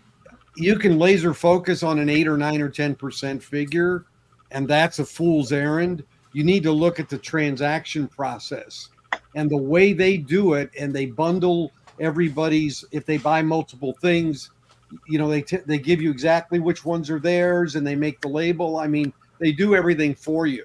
So they're very holistic in their process and very accurate and lean. So to me, they're one of the better does it all kind of platforms. And that's kind of the point I was getting to also with the difference in people trying to save fees by selling on the marketplace. I sell on Whatnot every Saturday. I run live auctions for like 3 or 4 hours. And to your point, David, yes, that was a big selling point for me, was the fact that you don't even have to mess with shipping. You just print your label and go. Yeah. And yeah, they bundle it all together. And then it's just such a streamlined system that they have. Yeah, and some people will say, well, they're 9% and Discogs, whatever, you know, I mean, and it's just like when you look at the whole thing from a hassle standpoint, I think Whatnot is very advanced in that arena. Yep. Yeah. So I agree with you. I think it's, Arnaldo, to answer your questions, by the time you piece it all, they charge you a percentage of the sale plus a flat rate. I've found that it comes to like 11% on Whatnot, which I think is less than others that are similar, maybe by a percent or two. Well, I think Discogs is 9 now. Or are they 9? And then there's also the PayPal fee, right? Oh, Yes. right. So a lot of times we forget that there's also a PayPal Oh, fee. yeah. So, Yep. So Jason, what's your username on Whatnot? I want to follow you. Oh, Spins Vinyl. Might be Spins _vinyl. SPINZ_vinyl. Yeah, let me just double check. SPINZ. Yep. _vinyl. Yep. Okay, I'm following you. Yeah, mine's Vinyl Forever with the number 4. Okay, cool. I'll follow you as well. Yeah. So. Yeah, it's interesting because I know before I started doing that, I did ask some people, trusted people, just kind of like, what is it about Whatnot that you like or don't like? And a lot of people, the feedback I got was, well, you know, it preys on people's FOMO and this and that and everything. And it's like, you know, being aware of that going into it, like I get it. Like I get that it is timed auctions in real time and all of that stuff. And I know there's certain sellers or whatever where people would overpay for records fairly consistently. I think the way that I try to do it though is really fair, and I keep that in mind, and I try to give people plenty of time to make their choice, especially on pricey records. And then a lot of people don't like to talk about like, well, this record's on Discogs for X number of dollars now. And that's something I try to be as transparent as possible, you know, so that people don't feel like they're being, you know, duped or whatever. But I think it's a great platform, and I think in a way it's like there's a great community out there that uses it. And you know, look, if you're being taken advantage of or feeling like you were getting robbed, you wouldn't be coming back week after week. You know, there's a way to create a good experience for people if you're smart about it. You know, and if you're honest. So anyway, that's what I've tried to do, and we've gotten really good feedback so far. But I get it. I think a lot of people maybe go in there once and try it, and then they develop their opinion, and then that's it. You know, and I get that. So. Well, one thing I could see is the fact that, yes, if you build a relationship with someone on Whatnot and you're a satisfied customer, you may return, right? But also, you actually show the record, right? Yeah. So unlike Discogs with the back and forth of the emails, can you send it can take forever. You know what I mean? Right. And the instant, I don't want to call it instant gratification. You're showing it right then and there. Granted, you probably may not be able to zoom in and show them the vinyl, but you have the record to show. And sometimes people will say, okay, I'll pay an extra $5 because I know what I'm getting, and I know Jason, and I know I could jump on Right. his whatnot and trash him because he sent me a Yeah. crumpled record. You know what I mean? Exactly. So you build that relationship, and you're out there versus, the Discogs, where apart from the fact that the grading, right? But that, I guess, that comes into play also when you're saying it's a VG plus or it's a mint or whatever.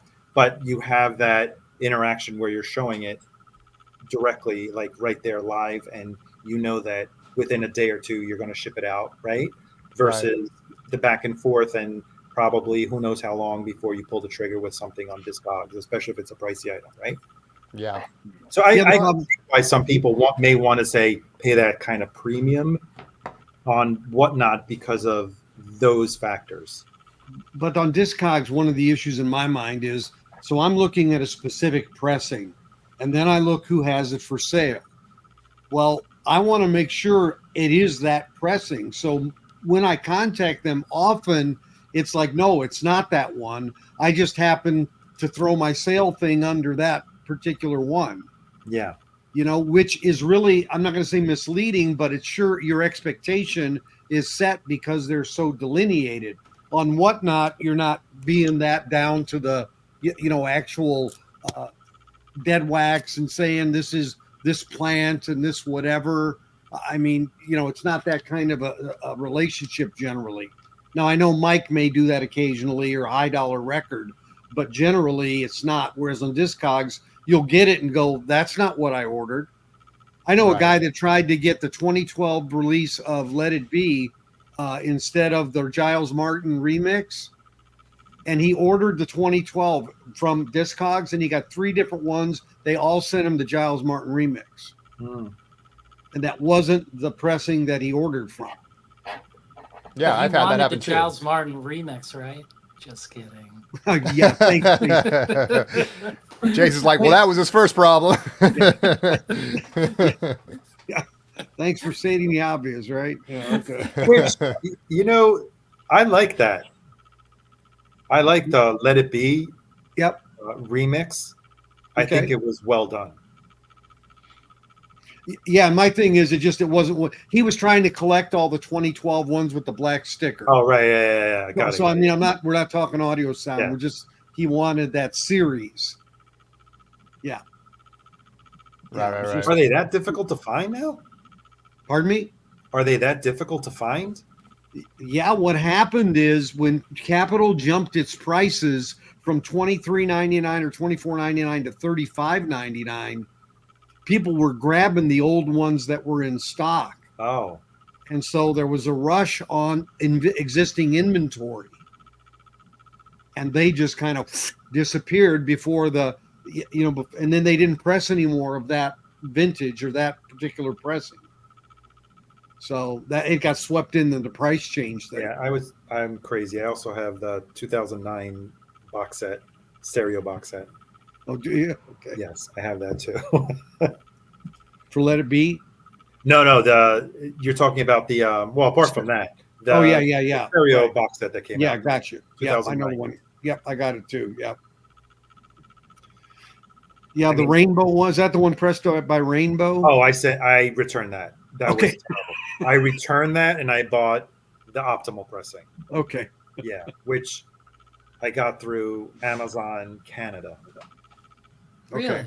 When Yes. did you do this? Recently or what? No, I got at the time. I Oh, listened to each one of them and I returned my box set to the retailer, and he looked at me with like, "Why are you returning this?" Because it sounds like crap. What do you mean? It's like, go ahead and play it. I don't want this. I want my money back. And yeah, he had to take it back. And then I did some digging around, and people were posting on forums that if you bought it from Amazon Canada, you probably will get the optimal pressing. And it came when it arrived, and the box says made in Germany. I was like, whoo, yes. Well, you were able to order Sabbath High Fidelity through Warner Canada 3 days after it sold out in the U.S. Who, me? No, anybody could. Oh no, yeah. Yeah. That's a backdoor. But the thing about that the Beatles one was you're ordering it on Amazon and they don't tell you where it was pressed. They Oh, don't hell have no. they don't have the barcode. They don't have anything. Right. So it was a gamble. And when it arrived, I was really happy. Yeah. And funny enough, that box set was the death of Rainbow. That put them out of Really? business. That put them out of business because it ruined their reputation. How do you screw up the Beatles box set? That's the last thing you want to screw up, right? Yeah. Yep, exactly. You just wait. Beatles DSD coming soon, 2025. 45 RPM? That's right. Yes. That'll never happen. DSD 256. Better yet, DSD 512. That's right. That's right. Go You've for the never heard gusto. the Beatles. You know, in it- DSD. Yeah. But it makes you wonder. Okay, so they have a few more records that they have to do the Giles Martin treatment, like the remix version. Like what do you call it? The not the what's the process called where they extrapolate the instruments and Oh, the Peter Jackson effect. yes, I forgot what it's called. So after they're done with that, I think they have a few more albums, right, to do. Yeah. I wonder what because every year we get something Beatles, right? It's almost like Star Wars. There's always going to be there's always going to be something. So yeah, you wonder what is going to be next after they've remixed all the albums. The one I'm waiting for is Abbey Road, just because it's so seminal. I can't imagine what they could do. I don't think they're going to redo that one because I hope not. Actually, they did that on because that was already 8-track. So I think they've done the best they could do on that. And I don't know why they would do it again because they just did it like 3 or 4 years ago. Yeah. Um, new technology, more yeah, money, it's possible. Yeah, it's possible. more money, more money, more money. It's making me think of, I don't know why, but it's been a few minutes, but I want to get this out. But Pet Sounds by the Beach Boys. I was watching a thing with Michael Fremer where he says the best version of that is this double LP, Carl and the Passions. I don't know if you guys are aware of this. So I bought one on Discogs. But apparently there's probably different pressings of even that record, right? You have But to I get one with the brother label. Yeah, whatever one I got, I don't remember. I couldn't even tell you, but I got one and I played it and I got like 30 seconds in and I was like, nope. Yeah, that one right. I don't know if it was that press, but I was like, nope. And so I think when you said you were talking to Arnaldo about something just not sounding good and getting a refund on it, and I bought it off Discogs. It was used, obviously. And I was like, yeah, this just isn't going to work for me. Like I spent $50 on it. I was expecting it to be the best version of Pet Sounds. Guy was very cool about it. He took it back and everything. But now I have a pressing I'm really happy with. It's a recent reissue. I'm not sure, like a 2010 or something. Sounds great. I'm not going to mess around anymore because I've tried like 4 to 5 different pressings of that. I just was never happy. And if I only got one I'm okay with. Well, the important question is, do you like it mono or stereo? I got stereo. I thought stereo was actually the preferred on that album. Well, Brian Wilson is deaf in one ear. He's been deaf since the 60s. Yeah. That's why all his records were even Pet Sounds were in mono because that was also that was a preferred format at the time. But if we're looking at the artist vision, that record should be listened to in mono. I love the stereo. Either that or just close one ear. No, don't get me wrong. I love the stereo version. Well, if he can only hear in one ear, is his vision like this? Is that the vision you're talking about? Why didn't you like the Carl and the Passions? I'm just curious. What It didn't was you- it was flat and just had no separation. I mean, Really? like I said, I don't know which pressing it was.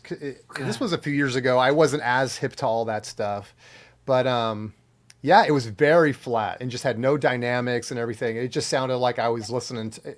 Yeah, it was bad. It was bad, and it looked minty fresh. Like, you know, of course there may have been some groove damage or something, but it didn't seem like it. It was just clean. So I don't know, man. I don't know. The thing is, the guy from the UK, he asked, like, can we compare pet sounds? And I go, yeah. Which one do you have? And he go, do you have an original? I go, yes. And then he asked, do you have that Carl and the Passions? I go, yes. And we listened to it, like the first side. And it was clear that the Artisan, per Fremer, beat the original US from Wow. 66, like hands down, you know? And he was shocked and he's like, shit, I better order this now. Like he was on his phone, like, like, holy crap, And we didn't get through the AP copies. He just wanted to hear these. Have you heard other versions of Carl and the Passions to see? Is it just that particular pressing that's supposed to sound really good, or? I haven't heard other pressings of it, Yeah. I mean, but I have, I never did the comparison like that with this Yeah. setup. But I mean, right now, like what, it's like $50, $60, maybe 40, Yeah. it's like affordable, I mean, I have to say that's where like Fremer was right, in my opinion, like Yeah. you really hit the mark on that, I usually trust Fremer. That's why I went out and got it, but I need to find out exactly which one you have so that I can maybe go snag one. But yeah, the one I had, I'm let's telling not you, make it was. upset. Let's not get unhappy here, but it's, I thought you were gonna start. I thought you were gonna spin it right now. Hold on, let me white get label you- promo, Oh, you have a white label promo. Well, there you You go.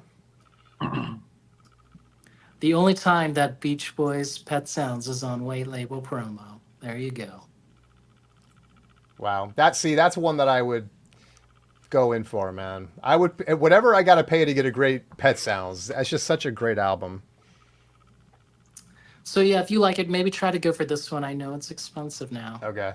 I screenshot it. Cool. Hey guys, I have to head out. All right, Arnaldo, thank you so much for sticking around. I appreciate it. Good to Yeah, see it you. was a pleasure. It was a pleasure, guys. Seeing you as always, man. Play nice, and I'll see you on the next one. Yeah, we'll see you. Have a We'll see good you on the night. A side. Yeah, Bye. take it easy. See ya. See ya. Bye-bye. Yeah, I was disappointed when I got that Carl. I mean, it was bad, Jason. I don't know. I don't even know what to tell you. It was just. So yeah, there must be different pressings of it or something. But I have to agree with Arnaldo. Like it's a mono. Like it's not gonna, Well, I mean, yeah, it wasn't that. It was very significant. You could tell. It was Okay. like, wow. Yeah, I was like, is something wrong with my system? Like it was so bad. Although I've gotten records like that in the past. I don't know. Have you guys ever had that experience where you just get a record, even if it's a great pressing, and it just sounds like crap for some reason? I don't know. Inexplicably. I'm obsessed with that record. So there was a point where I got like a California pressing of, Pet Sounds. And I think I either got like an East Coast or like a Scranton or what's the Jacksonville like pressing of it. And I don't know, out of curiosity, like I was like, well, let me compare them. And I can't remember, like one of them was better than the other. And that was messed up, and I wasn't, this wasn't like I guess it was like a Tom Port thing, like a hot stamper. And I was like, what the hell's Yeah. going on here? I couldn't explain it at the time, But when you say it was a good pressing and it sounded like crap, somehow I'm trying to figure out what you mean. What about it made it a good pressing? It sounded like hotter, like honestly. Like one of them just sounded like bigger, fuller, like and it was the one that was more VG, while the other one that was like a near mint Pet Sounds, like it didn't sound good, Yeah. And when I looked it up, like one of them was made in Scranton, the other one was made either in California, so I don't know. Like I couldn't explain it at the time, I didn't have Tom Port's number. Tom, I got these Pet Sounds. Help me, Whatever you did on this one, do it for all of them. Right. Yeah. But I mean, that was interesting, So I mean, there could be, variations, of course, Bad day at the pressing plant, Exactly. Yeah. Yeah. Even though it had RVG, I decided that, I'm just gonna let that pressing ride while I got a ham sandwich, Oh man. Mm. Good stuff. Well, we're at the hour mark for their second hour. We're We just are. passing through. I've got to get up early, so I'm gonna head on the Arnaldo train here as well. Yeah, sounds good. We can wrap it up. Yeah, we got through. We stuck to the book today, man. We got the 1 hour in. We got the second hour in. We are good to go. I appreciate you guys hanging out, Same man, here. and hopefully you guys we can do it again in a couple of weeks. See you on the A side. We'll do it on the A side, or I'll catch you guys on the A side, and I'll be back in since- 2 weeks for the B side. Since Rojas is a flipper now, we can do A side, B side. Just flipping those. Oh man. Maybe we'll do like the third side, 45 RPM Ooh, side. there you go. There you Good go. one. There you go. Ooh. Hey, but we're gonna have to 10-second talk show and about we're done. 25%. 10-minute show. We got to talk faster. We'll be in high fidelity then. Finally. Absolutely. All right. Thanks, Gabe. All right, for you guys. being here. Thanks, VC community. Thanks, everybody. I'll take Absolutely. care. See ya. I'll see you guys. Have a good one. See ya. Bye-bye, guys.